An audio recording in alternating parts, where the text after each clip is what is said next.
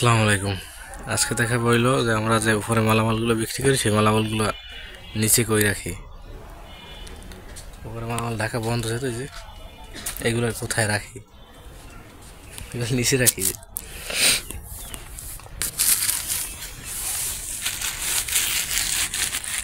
এই যে একটা লবণের বাটি, পিঠের খাস, এই যেমন এইটা এইটা যখন শেষে তখন আমি লাগাই দিই। এই যে এই জায়গাটায়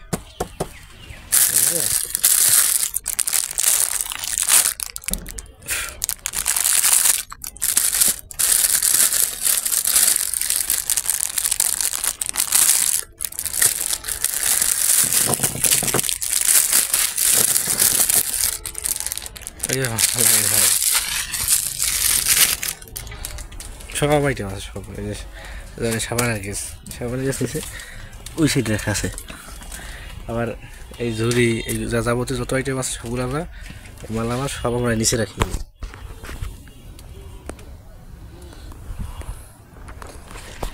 সবাই ভালো থাকবেন, সবার জন্য শুভকামনা। আসসালামু আলাইকুম।